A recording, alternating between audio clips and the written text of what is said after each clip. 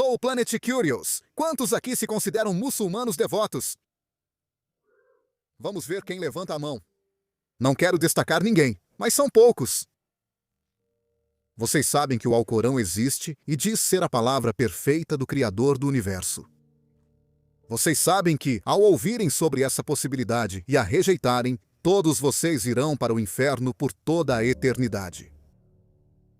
Nem preciso dizer, Dr. Craig e eu iremos para o inferno se essa visão de mundo for correta. O problema é que tudo o que o Dr. Craig disse esta noite, com algumas modificações, poderia ser dito em defesa do Islã. Já foi dito em defesa do Islã. A lógica é a mesma. Um livro afirma ser a palavra do Criador do Universo e ensina sobre a realidade moral e como viver nela. E se os muçulmanos estiverem certos e o Islã for verdadeiro? Como devemos ver Deus do ponto de vista moral? Como veríamos Deus moralmente? Ou melhor, Alá. Nós nascemos no lugar errado, dos pais errados. Recebemos a cultura errada. Recebemos a teologia errada. Nem preciso dizer, doutor. Craig está condenado, totalmente confundido pelo cristianismo. Veja a situação ruim dele agora para valorizar a verdadeira palavra de Deus. Fui totalmente enganado pela ciência. Onde está a compaixão de Alá? Ok, e ainda assim, ele é onipotente. Ele poderia mudar isso num instante. Ele poderia nos dar um sinal que convenceria todos nesta sala. Mesmo assim, ele não fará isso. E o inferno aguarda. O inferno espera nossos filhos porque não conseguimos deixar de induzir nossos filhos ao erro. Ok. Agora mantenha essa visão em mente. E primeiro, perceba como você perdeu pouco sono com essa possibilidade. Ok? Apenas sinta em você neste momento o quanto você está despreocupado e continuará assim, diante dessa possibilidade. Quais são as chances de todos nós irmos para o inferno por toda a eternidade? Porque não reconhecemos o Alcorão como a palavra perfeita do Criador do Universo. Por favor, saiba que é exatamente assim que o cristianismo parece para alguém que não foi doutrinado por ele. Bem, Como começamos a ver, um dos problemas em argumentar em defesa de Deus é que as evidências a seu favor são ou terríveis ou inexistentes. E o que ouvimos do outro lado e do meio é que a ciência é tão complicada, contra-intuitiva e obviamente incompleta, que isso deixa espaço para o Deus de Abraão. Esse é o argumento. Nós, cientistas, não entendemos tudo, nem como as primeiras moléculas complexas se auto-organizaram. De fato, nós não sabemos. Os cientistas são os primeiros a admitir quando não sabem. Então, a arrogância está muito mais do lado daqueles que colocam suas crenças da Idade do Ferro no lugar das genuínas lacunas do conhecimento científico. Agora, o outro lado tem escondido o jogo com os artigos de fé. Ok, vamos ser bem claros sobre isso. Vou falar especificamente sobre o cristianismo, só para facilitar. O cristianismo é baseado na noção de que o relato do Evangelho sobre os milagres de Jesus é verdadeiro. É isso que você precisa rejeitar para rejeitar o cristianismo. Você não precisa provar que Deus está ausente do universo. Você não precisa. Assim como não precisa buscar para ver se Poseidon, Zeus ou qualquer um dos milhares de outros deuses mortos estão ausentes do universo. No cristianismo, há uma afirmação textual sobre a veracidade da Bíblia. Reflita sobre o significado disso. Os estudiosos da Bíblia concordam que os primeiros evangelhos foram escritos décadas após a vida de Jesus. décadas. E, claro, nós não temos os manuscritos originais. Nós temos cópias de manuscritos gregos antigos, que possuem milhares, literalmente milhares de discrepâncias entre eles, muitas das quais mostram sinais de interpolações posteriores. Ou seja, pessoas adicionaram trechos que depois se tornaram parte do cânone. Existem livros inteiros do cânone, como o livro do Apocalipse, que por centenas de anos não foram incluídos porque eram considerados falsos evangelhos. Existem outros livros inteiros, como o Pastor de Hermas, que você provavelmente nunca ouviu falar, mas que por séculos foi considerado parte do cânone e depois foi descartado como falso evangelho. Gerações de cristãos viveram e morreram sendo guiadas por um evangelho que agora é considerado tanto incompleto quanto equivocado. Pense nisso.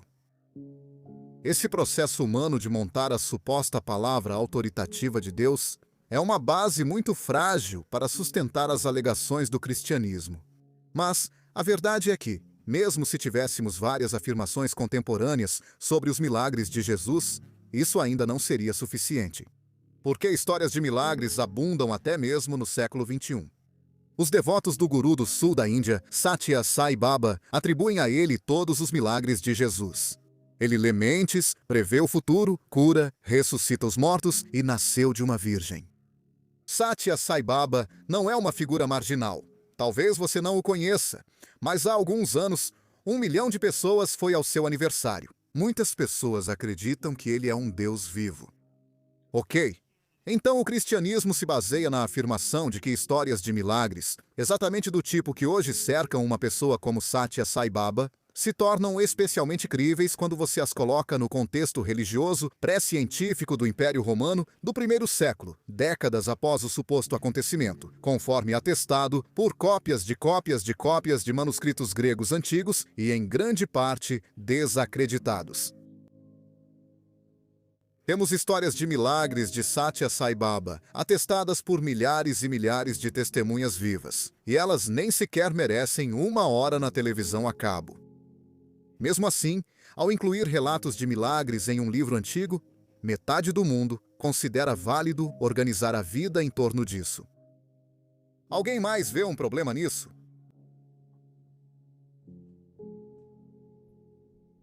Não digo que o Dr. Craig ou todas as pessoas religiosas sejam psicopatas ou psicóticos, mas esse é, para mim, o verdadeiro horror da religião. Ok. Isso permite que pessoas perfeitamente decentes e sãs acreditem, aos bilhões, naquilo que só lunáticos acreditariam sozinhos. Ok, se você acordar amanhã de manhã pensando que dizer algumas palavras em latim sobre suas panquecas vai transformá-las no corpo de Elvis Presley, ok, você perdeu a razão. Se você pensa o mesmo sobre uma hóstia e o corpo de Jesus, é apenas um católico.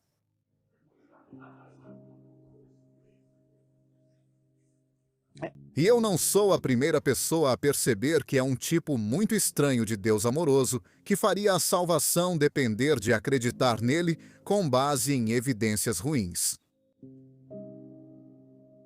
Bem, eu quero voltar a essa questão central, que é a crença, porque esse realmente é o ponto. Sem crença, a religião evapora. Sem crença, a ciência evapora. Discutimos afirmações e evidências. Estamos falando sobre o que você acredita ser verdade sobre a natureza do universo. Provavelmente você não acredita em Zeus. Se alguém dissesse que Zeus foi o maior cientista, você não aplaudiria. Ok, vamos ser sinceros sobre o que acreditamos ser verdade. A verdade é que a religião, essa religião da qual estamos falando, Islã, cristianismo, judaísmo, é baseada na afirmação de que Deus dita certos livros. Ele não programa softwares, ele não produz filmes, ele não compõe sinfonias, ele é um autor. A afirmação ganhou credibilidade porque esses livros são vistos como tão profundos que não seriam obra de autores humanos. Considere por um momento como lidamos de modo distinto com afirmações, textos e descobertas científicas. Isaac Newton ficou isolado por 18 meses a partir do ano de 1665. Quando saiu de sua solidão, ele havia inventado o cálculo. Ele havia descoberto as leis do movimento e da gravitação universal. Ele havia criado sozinho o campo da óptica. Ninguém pensa que isso foi algo diferente do trabalho de um homem.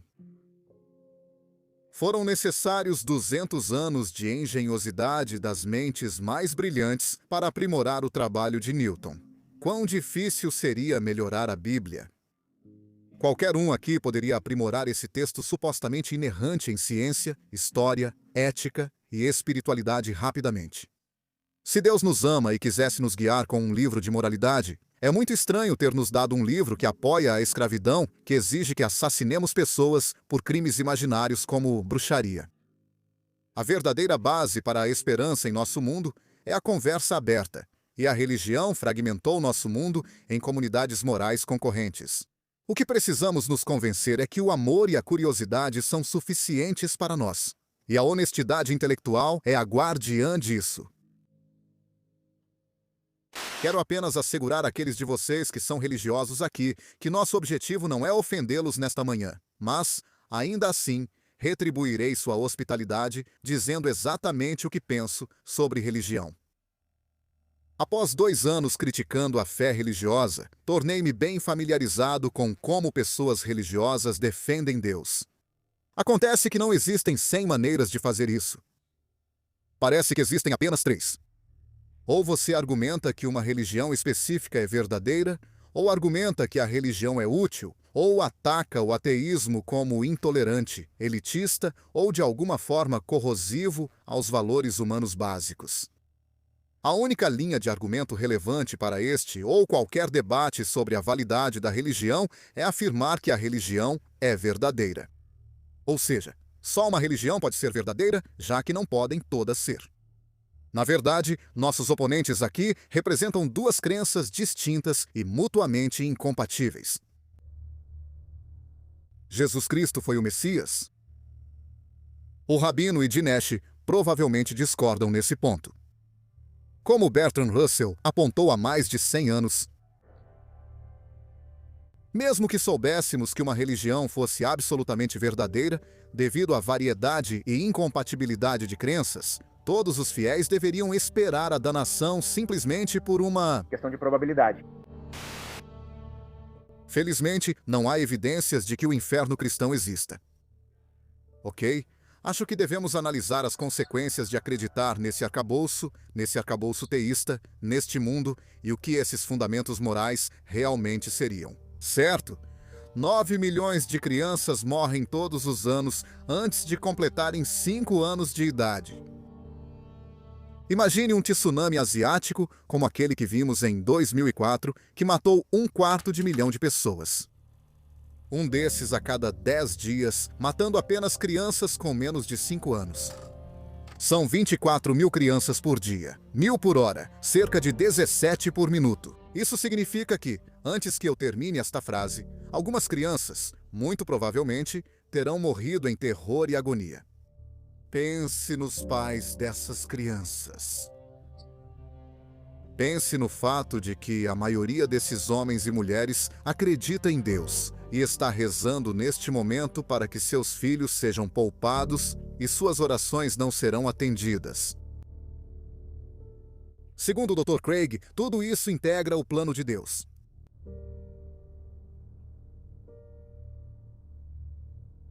Qualquer Deus que permitiria que milhões de crianças sofressem e morressem dessa forma, e que seus pais sofressem dessa maneira, ou não pode fazer nada para ajudá-los ou não se importa. Portanto, ele é ou impotente ou mau.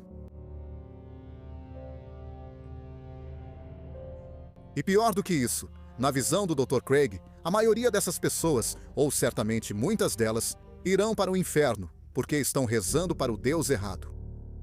Só pense nisso, ok? Sem culpa nenhuma deles.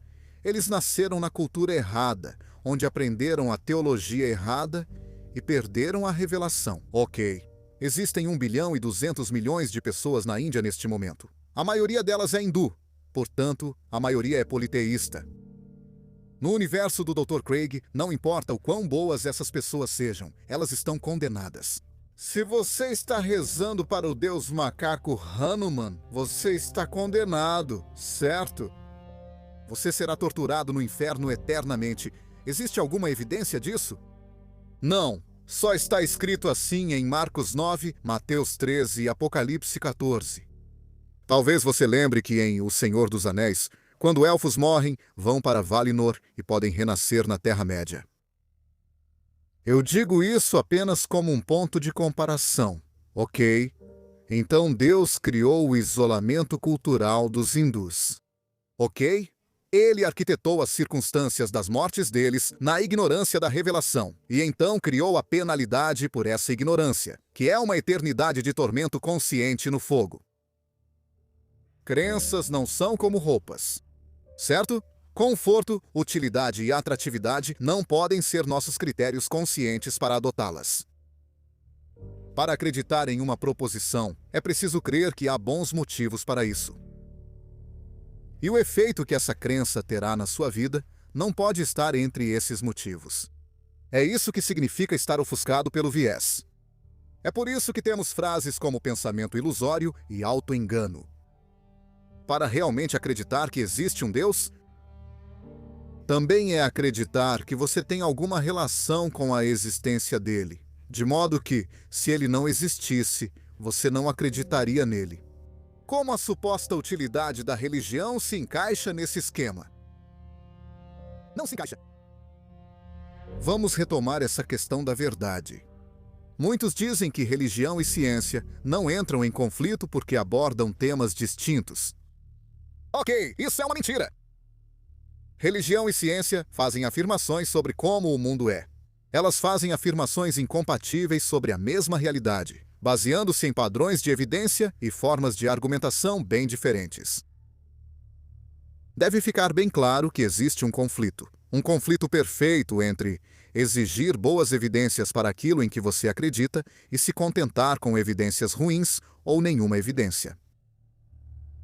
Religião e ciência entram em conflito, pois não é possível separar suas afirmações de verdade.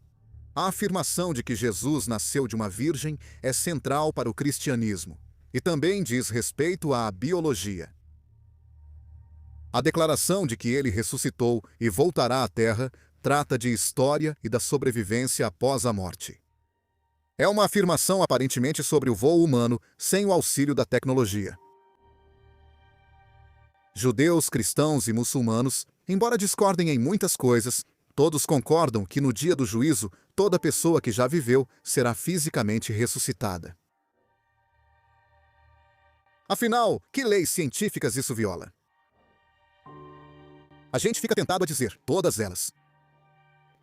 Se as afirmações básicas da religião forem verdadeiras, a ciência é completamente cega para essa realidade subjacente. E as leis da natureza seriam tão suscetíveis ao espírito, à modificação sobrenatural, que tornariam toda a empreitada da ciência ridícula. Se, por outro lado, as afirmações básicas da religião forem falsas, a maioria das pessoas neste planeta está profundamente confusa sobre a natureza da realidade e atormentada por esperanças e medos bastante irracionais. Muitas pessoas desperdiçam suas vidas e espalham ilusões, às vezes com resultados trágicos. Me parece que nenhuma pessoa pensante pode ser indiferente aos dois lados dessa dicotomia. Agora, muitas vezes se imagina que não crentes como eu devem ser, em princípio, fechados à vida espiritual. Isso não é verdade. Você pode ter uma vida espiritual e ética profunda, sem mentir para si mesmo ou para seus filhos sobre a natureza da realidade, sem fingir saber coisas que você não sabe. Não há nada que impeça um não crente de experimentar êxtase, amor que transcende o eu, arrebatamento e admiração. Na verdade, não há nada que impeça um não crente de entrar em uma caverna e praticar meditação por um ano como um verdadeiro místico. O que os não crentes normalmente não fazem é fazer afirmações injustificadas e injustificáveis sobre a natureza do cosmos e sobre a origem divina de certos livros com base nessas experiências. Essa diferença merece atenção. Então, quero sugerir a vocês que tudo o que for verdadeiro sobre nossa situação, ética e espiritualmente, pode ser descoberto agora. E pode ser discutido em uma linguagem compatível com a nossa compreensão científica crescente do mundo e da mente humana. Quaisquer descobertas que possam ser feitas sobre como maximizar o bem-estar humano podem ser discutidas em uma linguagem que não seja uma afronta completa a tudo o que viemos a conhecer nos últimos 2000 anos. E aderir a uma das religiões da Idade do Ferro, como o cristianismo, o judaísmo e o islã, é fazer a afirmação tácita de que isso é impossível. Que, de fato, não há como entender nossa situação usando as ferramentas da nossa compreensão moderna do mundo. que algum grau de superstição é necessário, algum grau de mitologia, que precisamos mentir só um pouco assim. A questão é que só podemos depositar nossa confiança na conversa humana. E a questão é: você quer depositar essa confiança em uma conversa do século XXI, onde temos toda a literatura e conhecimento do mundo disponíveis para nós? Ou você quer depositar essa confiança em uma conversa do primeiro século ou do sétimo século, como está preservada em um dos nossos livros sagrados? E por favor, repare no duplo padrão que pessoas como o Dr. Craig usam para isentar Deus de todo esse mal, certo? Nos dizem que Deus é amoroso, bondoso, justo e intrinsecamente bom. Mas, quando alguém como eu aponta a evidência bastante óbvia e convincente de que Deus é cruel e injusto, porque impõe sofrimento a pessoas inocentes em uma escala e proporção que envergonharia o psicopata mais ambicioso, nos dizem que Deus é misterioso. Quem pode entender a vontade de Deus? E ainda assim, é exatamente essa compreensão meramente humana da vontade de Deus que os crentes usam para afirmar sua bondade em primeiro lugar, sabe? Algo bom acontece com um cristão. Ele sente uma certa felicidade enquanto ora, por exemplo, ou vê alguma mudança positiva em sua vida, e nos dizem que Deus é bom. Certo? Mas quando dezenas de milhares de crianças são arrancadas dos braços de seus pais e afogadas, nos dizem que Deus é misterioso. É assim que se joga tênis sem rede. E quero sugerir a você que não é apenas cansativo quando pessoas inteligentes falam desse jeito, é moralmente repreensível. O que te impede de matar alguém se não acredita em Deus? O que você diz para as pessoas que insistem que nunca pode haver moralidade sem religião? Bem, sim, como você disse, essa é uma pergunta incrivelmente comum, e todos nós devemos estar preparados para respondê-la. Por acaso, eu tenho uma resposta. Quero dizer, um contraponto a essa suspeita é o seguinte: se você olhar para as sociedades onde há menos homicídios, menos crimes violentos, essas realmente são as sociedades mais ateias do planeta. Quero dizer, se você olhar apenas para o Índice de Desenvolvimento da ONU, que classifica as sociedades por crime violento, alfabetização, nível educacional e renda per capita. Sem exceção, tirando a presença dos Estados Unidos em algum lugar entre os 20 primeiros, essas são as sociedades mais ateias do planeta. Sociedades como Holanda, Canadá, Austrália, Suécia.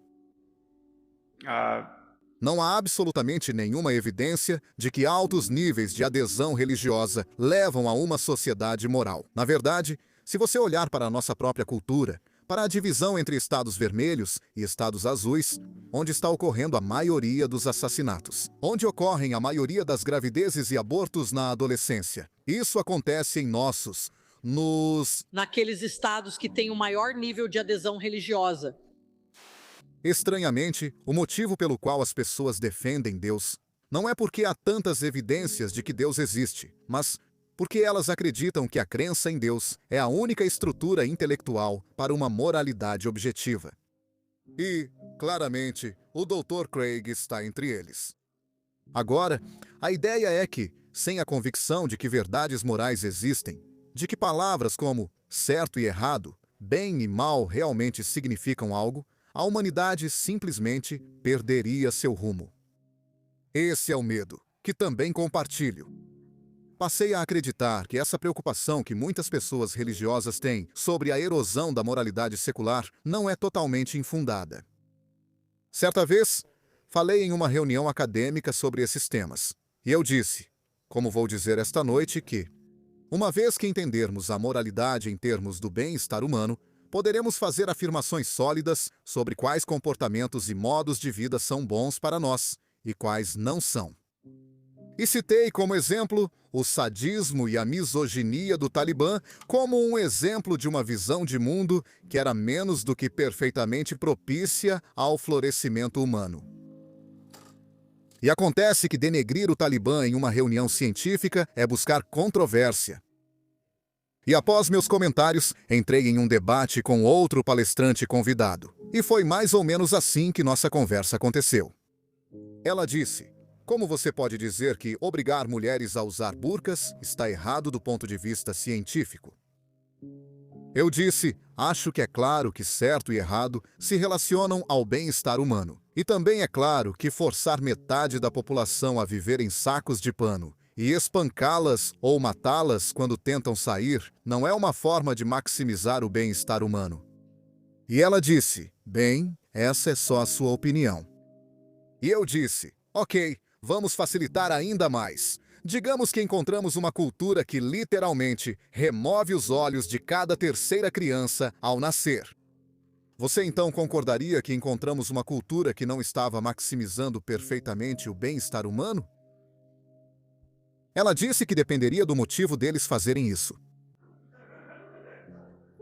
Depois que me recuperei do choque, falei: ok, vamos supor que fazem isso por motivos religiosos. Suponha que eles tenham um texto sagrado dizendo que a cada 3, um deve andar na escuridão ou alguma bobagem desse tipo.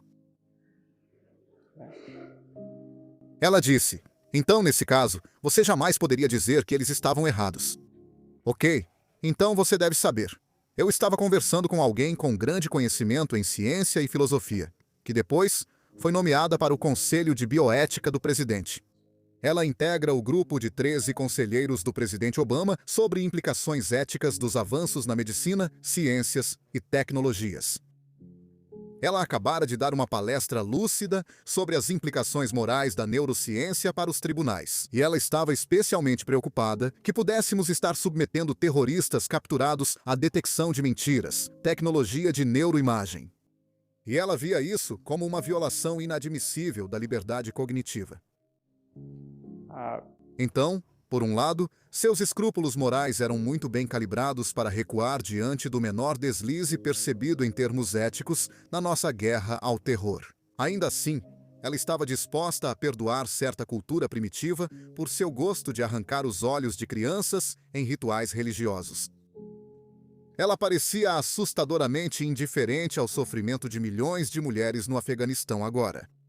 Vejo esse duplo padrão como um problema. Curiosamente, é justamente essa erosão do senso comum básico que muitos religiosos temem. Espero que, ao final desta hora, fique claro que a religião não resolve esse problema. A crença em Deus não é apenas desnecessária para uma moralidade universal. Ela própria é uma fonte de cegueira moral. Acho que as crianças, a menos que sejam condicionadas de outra forma, não chegam a este mundo acreditando que são cristãs, muçulmanas ou judias. Quero dizer, nós damos essas ideias a elas. Elas não simplesmente tiram isso do nada. E, portanto, me parece que simplesmente dar respostas honestas às perguntas delas e certamente acabar com esse tabu de dizer: eu não sei. Quero dizer, nós somos tão relutantes em dizer: eu não sei. E, aliás, os cientistas são as pessoas que realmente sabem dizer: eu não sei. Eles dizem eu não sei o tempo todo, porque têm medo de que algum especialista esteja na sala e saiba muito mais sobre aquilo que lhes foi perguntado. Você sabe, é quase impossível fazer um cientista opinar sobre qualquer coisa fora da sua área mais restrita de especialização. E isso é um pouco fora do assunto, mas perceba que a ciência está pagando um preço por isso, pois os fundamentalistas são muito bons em usar a franqueza da ciência contra ela. Quero dizer, sempre que cientistas dizem eu não sei no Larry King Live, aparecem 1000 fundamentalistas, sabe? Trazendo o Deus das lacunas para a conversa. E isso é exatamente o que o design inteligente é. É política e religião disfarçadas de ciência. Agora, muitos acreditam que existem 2 categorias no universo. De um lado estão os fatos, e a ciência pode nos dar a discussão mais rigorosa sobre eles. Mas há valores que muitos, como o Dr. Craig, acreditam que a ciência não alcança. Questões de significado, moralidade e propósito da vida. Todos acham que a ciência ajuda a conquistar o que valorizamos. mas não define o que devemos valorizar, e, portanto, ela não pode, em princípio, ser aplicada às questões mais importantes da vida humana. Questões como devemos criar nossos filhos ou o que constitui uma vida boa. Agora, do ponto de vista da ciência, e o Dr. Craig acabou de expressar essa opinião, quando olhamos para o universo, tudo o que vemos são padrões de eventos. Apenas uma coisa segue a outra, certo? E não há nenhum canto do universo que declare que certos de seus eventos são bons ou maus, certos ou errados. Exceto por nós, quero dizer, nossas mentes. Nós declaramos que certos eventos são melhores do que outros, mas ao fazer isso, parece que estamos apenas projetando nossas próprias preferências e desejos em uma realidade que é intrinsecamente desprovida de valores. De onde vêm nossas noções de certo e errado? Bem, claramente, elas foram incutidas em nós pela evolução. São produto desses impulsos de primata e emoções sociais. E depois, são moduladas pela cultura. Vamos pegar o ciúme sexual, por exemplo. Essa é uma atitude que foi cultivada em nós ao longo de milhões de anos. Ok, nossos ancestrais eram muito cobiçosos entre si, mesmo todos sendo peludos e tendo dentes horríveis. Essa possessividade agora é consagrada em várias instituições culturais, como o casamento.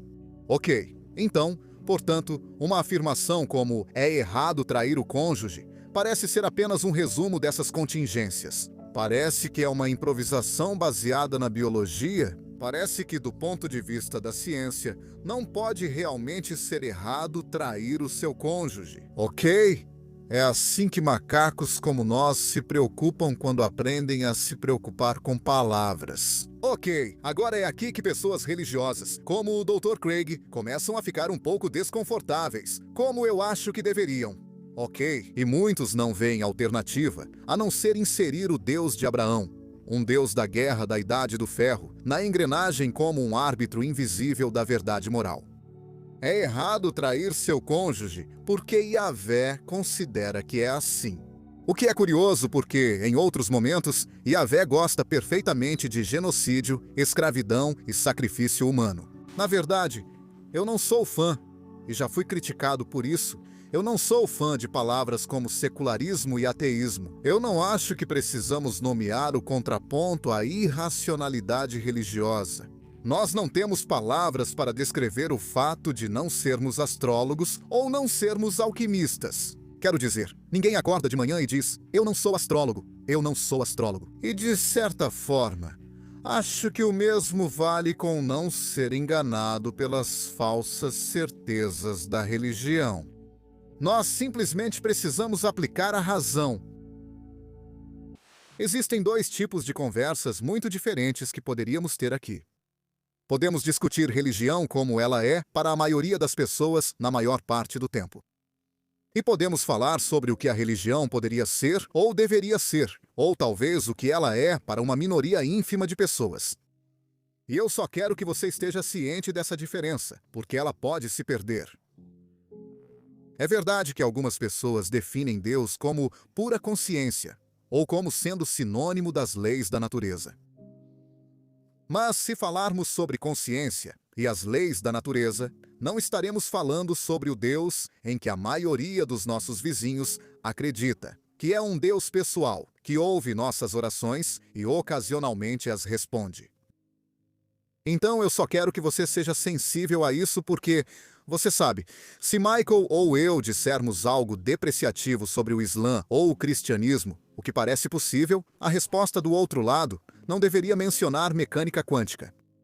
E também não deveria fazer referência a uma noção de Deus tão desprovida de doutrina, a ponto de ser mais ou menos sinônimo de puro mistério, pura informação, pura energia ou qualquer outra coisa pura. Então eu queria marcar esse ponto aqui onde todos vocês possam ver. Porque o Deus em que nossos vizinhos acreditam é essencialmente uma pessoa invisível. Ele é uma divindade criadora que criou o universo para ter um relacionamento com uma espécie de primata. Que sorte a nossa! E ele tem galáxia após galáxia para cuidar, mas está especialmente preocupado com o que nós fazemos. Ele se preocupa especialmente com o que fazemos nus.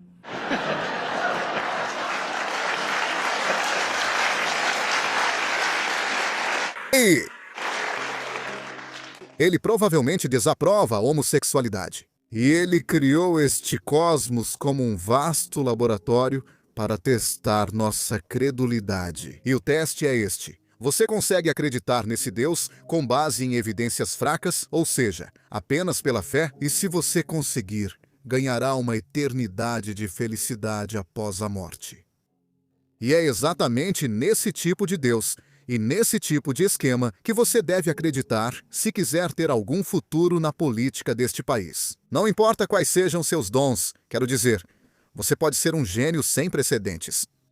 Você pode parecer George Clooney, ter $1 bilhão e as habilidades sociais da Oprah, e você não vai a lugar nenhum na política deste país a menos que acredite nesse tipo de Deus. Podemos falar sobre qualquer assunto. Fico feliz em discutir com ciência.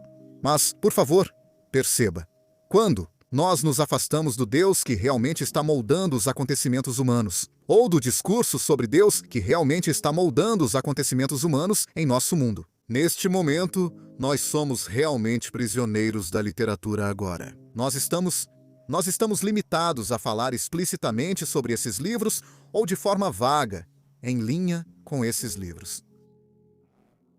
E esses livros foram escritos por pessoas que tinham menos acesso à informação, ao conhecimento científico e ao que hoje é considerado senso comum básico do que qualquer pessoa nesta sala.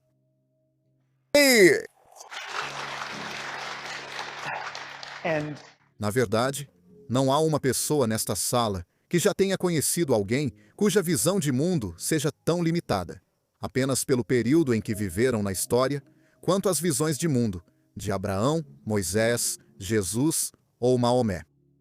E até que enfrentemos esse fato e falemos honestamente sobre isso, comprometendo-nos de verdade com uma conversa do século XXI sobre as possibilidades do bem-estar humano. Nós vamos continuar à deriva e vamos continuar tentando. Vamos continuar tentando descobrir se devemos aprovar leis sobre casamento gay e se devemos proibir a blasfêmia na ONU. Devemos permitir que jornais publiquem charges sobre o profeta Maomé? E vamos ficar simplesmente perplexos com as certezas implacáveis de pessoas que estão, obviamente, mentindo para si mesmas. E há muitas pessoas tendo essas experiências notáveis em todos os contextos tradicionais. Isso, por si só, prova que todas essas religiões estão erradas. Todas essas religiões. É muito engraçado, a validade exclusiva delas. E o fato de que há cristãos tendo experiências profundas de paz, assim como muçulmanos, ateus e budistas. Isso prova que existe um princípio mais profundo que deveria ser discutido de uma forma não sectária, que não seja refém da literatura da Idade do Ferro. Quero dizer isso. Ok, então não! Não. Não? É um ponto muito importante. E eu acho que o discurso científico sobre as possibilidades do bem-estar humano, e você pode ser tão esotérico quanto quiser aqui. Você pode falar sobre autotranscendência. Você pode falar sobre o ego ser uma ilusão. É possível questionar a relação entre a consciência e o restante do mundo físico. Na verdade, ao chegar a certas fronteiras, você entra em uma área de real desconhecimento científico. No espírito de honestidade intelectual, a primeira coisa a fazer é admitir a ignorância, não afirmar. Que você, ao fechar os olhos, pode perceber sua identidade com todo o cosmos. E você, a origem de você, pode ir até antes do Big Bang com suas intuições desprotegidas. Você mencionou essas grandes tradições de sabedoria que ele rejeitou insensivelmente, devido à própria ignorância. Você recorre a essas grandes tradições de sabedoria, certo? E você pode, quero dizer, então... E você está falando sobre mudar a história. Então, o que significa mudar a história no Islã? Vamos falar apenas sobre fatos. Você abre o Alcorão. No capítulo 4, afirma que maridos devem açoitar esposas desobedientes. Ok, então é isso que... É isso. Diz que no Antigo Testamento há todo tipo de coisa. Diz que isso também está no livro hindu do Deepak. Estou apenas escolhendo o Islã como exemplo. Por quê? Isso é verdade para todas as religiões. Posso escolher o judaísmo como exemplo. Você se sentiria melhor assim? No fim, é a mesma coisa. Todos esses livros trazem práticas bárbaras. A questão é que os muçulmanos agora são obrigados a mudar a história, mas não podem alterar o Alcorão, pois é a palavra perfeita do Criador do Universo. Eles têm que interpretar a palavra açoitada, e os mais esclarecidos entre eles têm que dizer coisas como: bem, isso não significa realmente que você pega um chicote e a açoita. Pode ser uma espécie de ato cerimonial, sabe? Apenas uma repreensão breve e castiça que na verdade não machuca. E assim, você tem uma variedade, mas em nenhum momento dessa variedade você encontra verdadeira equidade, verdadeira compaixão e verdadeiro entendimento entre os sexos. E para conseguir isso, você tem que admitir: ok, isso é uma bobagem bárbara que devemos simplesmente ignorar. E a religião não te dá as ferramentas para fazer isso. E falar de Deus não resolve. Ou é profundamente enganoso ou inútil, ou simplesmente faz parte do problema. As pessoas querem ser felizes. Elas distinguem felicidade de sofrimento e desejam se sentir parte de uma comunidade. Elas querem se sentir o melhor que já se sentiram, e ainda melhor do que já se sentiram antes. E elas percebem constantemente que a vida torna isso difícil. E nossas tradições espirituais são uma resposta a essa circunstância. E nossas crenças, as crenças que nos consolam sobre o que acontece após a morte, são obviamente uma resposta a essa circunstância. Quero dizer, seu filho morre, e o que você enfrenta imediatamente é: o que posso fazer agora para não sofrer assim pelo resto da minha vida? E uma coisa que as pessoas encontraram para fazer é contar umas às outras uma história de que a morte é uma ilusão, que todos nós nos reunimos à direita de Jesus depois que morremos. Isso resolve para muita gente e as pessoas são extremamente apegadas a essa história. Mas essa história, tanto em seus resultados quanto na forma de chegar até eles, é realmente a antítese da mentalidade científica. E simplesmente não podemos confundir as duas coisas. Precisamos perceber quando mentimos para nós mesmos ou para nossos filhos. E que há risco em fingir saber o que não sabemos. Você não acha que a crença em Deus é inevitável a partir de uma base neuroquímica ou estrutural? Bem, aparentemente não. Tenho pelo menos um caso do qual tenho bastante certeza. Em segundo lugar, com base na nossa necessidade de tribos na sociedade, você não acha que, mais uma vez, a crença de que não existe Deus vai acabar levando a isso? A partir da nossa própria criação estruturada, sabe, sem discutir qual foi a causa dessa criação. Mas você não acha que somos simplesmente tendenciosos desse jeito? Que na sociedade sempre teremos a crença em Deus como a crença principal e a crença de que não existe Deus como uma visão minoritária e que atualmente não se manifesta muito? Sim, é um ponto de vista curiosamente provinciano. Quero dizer, estamos nos Estados Unidos, que é quase funcionalmente uma teocracia. Mas na Europa Ocidental, sua pergunta na verdade não faria sentido agora. Quero dizer, é uma parte do mundo extremamente secular. E se você for para a Escandinávia, isso se inverte completamente. É algo como uma maioria, sabe? Dependendo de como você faz a pergunta, 60 a 80% das pessoas na Dinamarca, por exemplo, são ateias. Quero dizer, eles não acreditam. Eles tratam o Deus de Abraão da mesma forma que tratamos Zeus.